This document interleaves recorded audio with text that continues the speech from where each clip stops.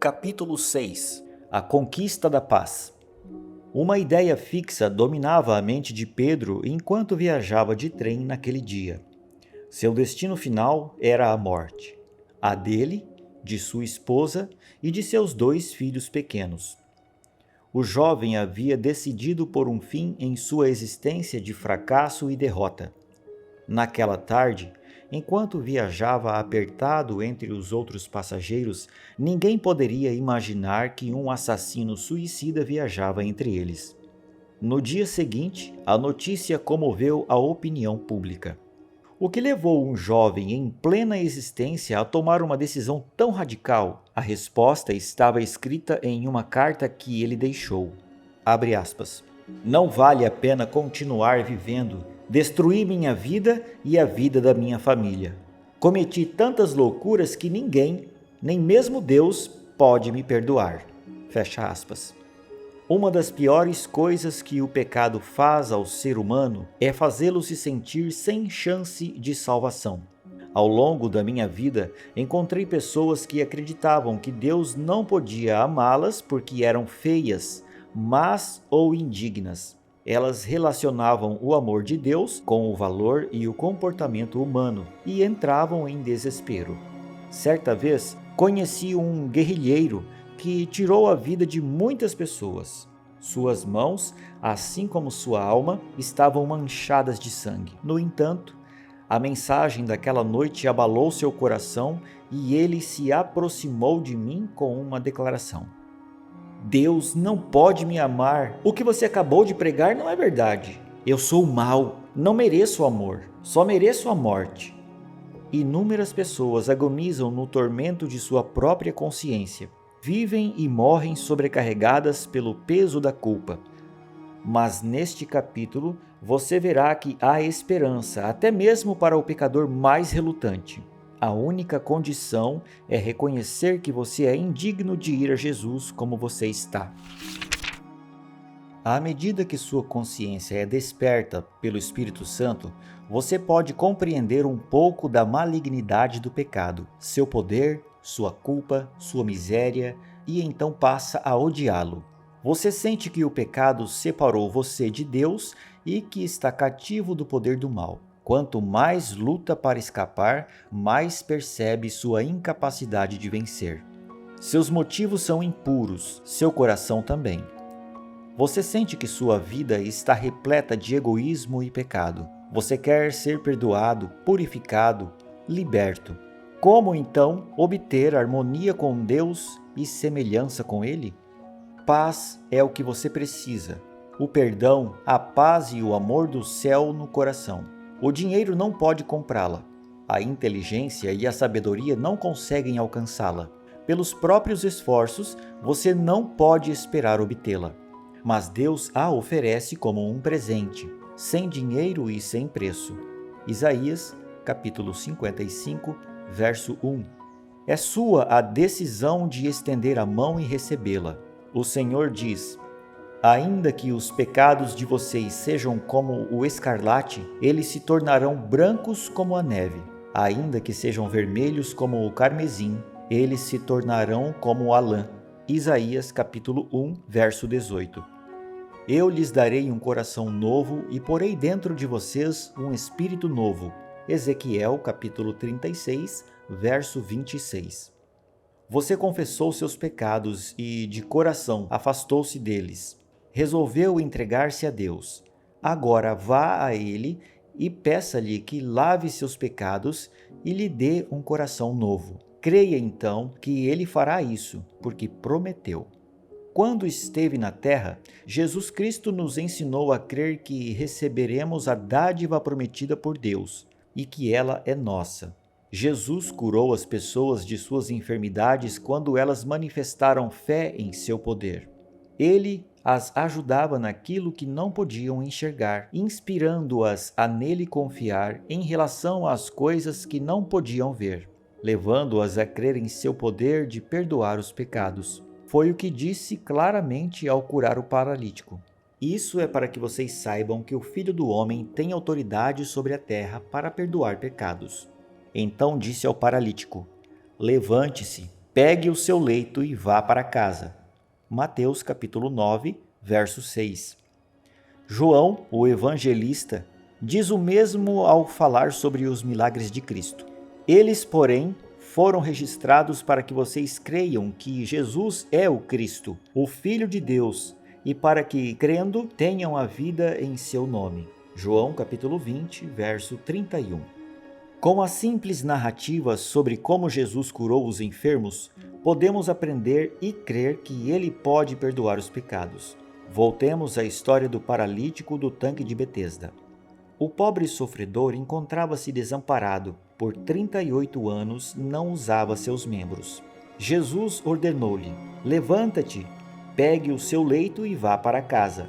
Aquele paralítico poderia ter dito: Senhor, se quiseres me curar, obedecerei a tua palavra. Mas não foi assim. Ele acreditou na palavra de Deus, acreditou que havia sido curado e imediatamente levantou-se. Decidiu que andaria e andou.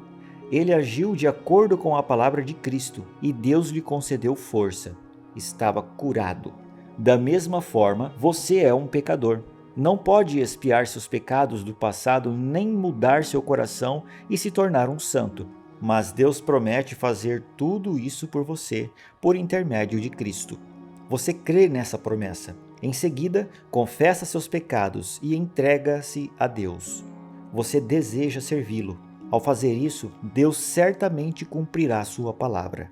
Se você crê na promessa, crê que está perdoado e purificado, Deus supre o que falta. Você é curado da mesma forma como Cristo deu a força para o paralítico andar, quando ele creu que estava curado. Assim é se você crê. Não espere sentir que você está curado, mas diga: eu creio, e assim é. Não porque eu o sinta, mas porque Deus prometeu. Jesus diz: tudo o que vocês pedirem em oração, creiam que já o receberam, e assim será com vocês. Marcos capítulo 11, verso 24. Há uma condição para o cumprimento dessa promessa: que oremos de acordo com a vontade de Deus. E a vontade de Deus é nos purificar do pecado, tornar-nos seus filhos e capacitar-nos para viver uma vida de santidade. Podemos, então, pedir essas bênçãos, crer que a recebemos e agradecer por tê-las recebido. É nosso privilégio ir a Jesus, ser purificados e apresentar-nos diante da lei divina sem qualquer vergonha ou remorso. Agora, pois, já não existe nenhuma condenação para os que estão em Cristo Jesus. Romanos capítulo 8, verso 1. Daqui em diante, você já não pertence a si mesmo. Você foi comprado por um alto preço. Não foi mediante coisas perecíveis como prata ou ouro, mas pelo precioso sangue de Cristo, como de um cordeiro sem defeito e sem mácula. 1 Pedro, capítulo 1, versos 18 e 19. Por meio desse ato simples de crer em Deus, o Espírito Santo gerou uma nova vida em seu coração. Agora você é uma criança nascida na família de Deus e Ele ama você como ama seu filho.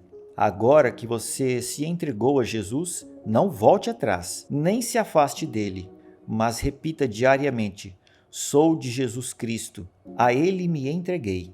Peça-lhe que conceda a você seu Espírito e que o sustente com sua graça. Da mesma forma que se tornou um filho de Deus quando creu nele e a ele se entregou, assim também você deve viver nele, diz o apóstolo. Assim como vocês receberam Cristo Jesus, o Senhor, continuem a viver nele. Colossenses capítulo 2, verso 6. Alguns parecem pensar que precisam passar por uma prova e assim demonstrar ao Senhor que estão transformados antes de poder pedir sua bênção.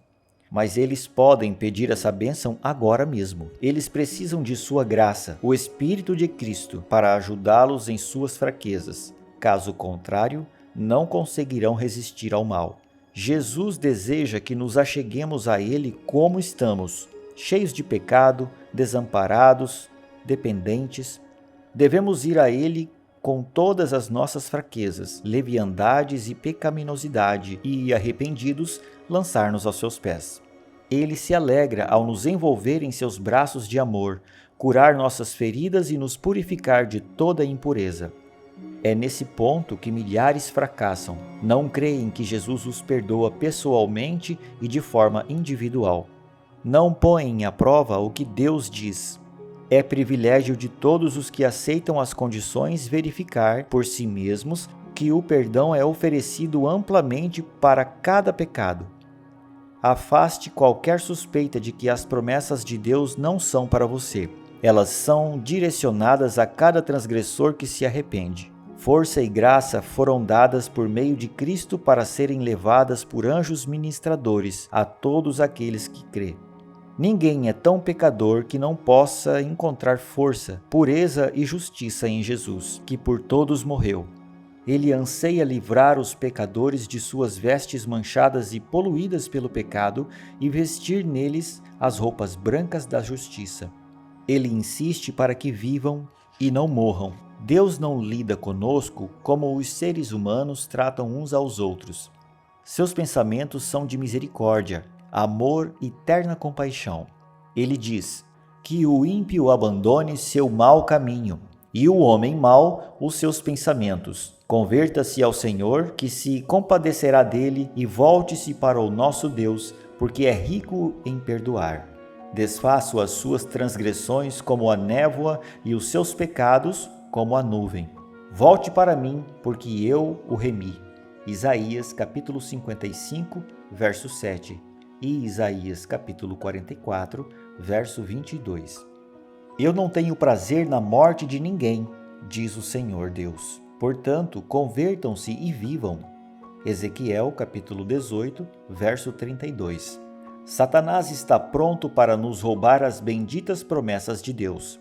Ele quer arrebatar do coração cada lampejo de esperança e todo raio de luz. Mas você não deve permitir que ele faça isso. Não dê ouvidos ao tentador, mas diga: Jesus morreu para que eu pudesse viver. Ele me ama e não quer que eu pereça.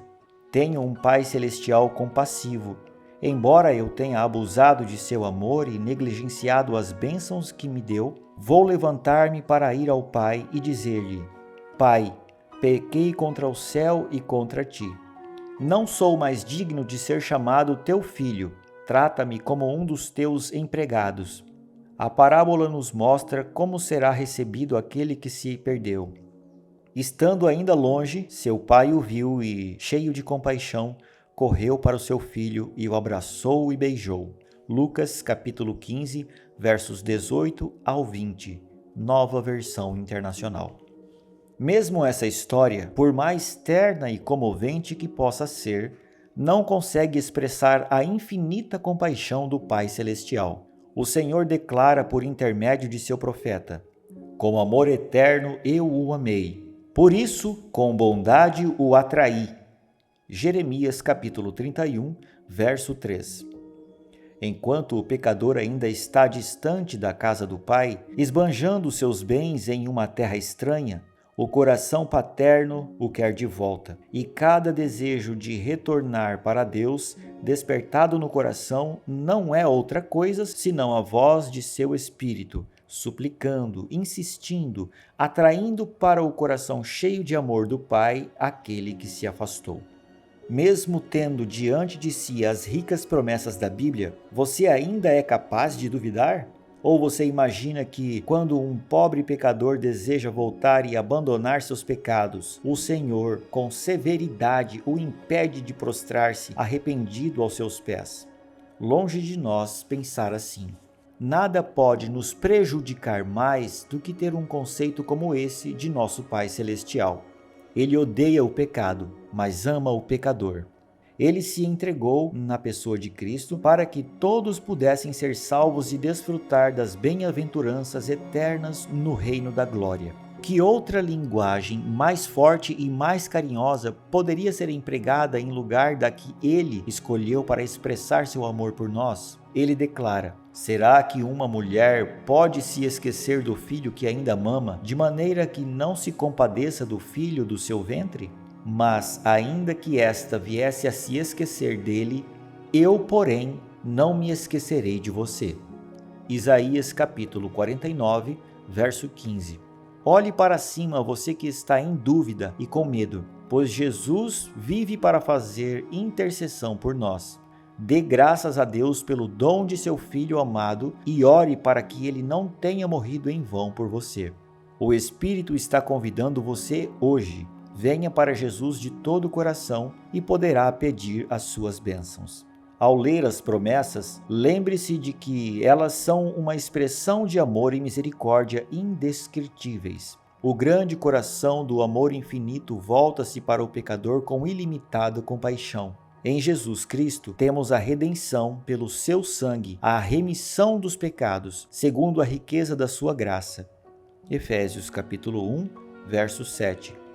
Sim, apenas creia que Deus é seu auxiliador. Ele quer restaurar sua imagem moral no ser humano. À medida que você aproximar-se de Deus com arrependimento e confissão, Ele se aproximará de você com misericórdia e perdão. Perdão, paz e amor. Já vimos em um capítulo anterior que o ser humano, naturalmente orgulhoso e soberbo, tem dificuldade em se humilhar, entregar-se e reconhecer que precisa de uma força superior às suas fracas forças humanas. Às vezes, leva anos para entender que, sem Cristo, será sempre uma coruja solitária que vaga nas noites em busca de um pouco de paz. Mas se um dia ele finalmente se entrega a Cristo, se abre o coração e suplica ajuda divina, algo maravilhoso acontece. Seus olhos se abrem para ver a deformidade de sua alma. Então, você sente que o pecado separou você de Deus e que está cativo do poder do mal. Quanto mais luta para escapar, mais percebe sua incapacidade de vencer. Seus motivos são impuros, seu coração também. Você vê que sua vida está repleta de egoísmo e pecado. Você quer ser perdoado, purificado, liberto. Como, então, obter harmonia com Deus e semelhança com Ele? Você não pode fazer nada por si mesmo.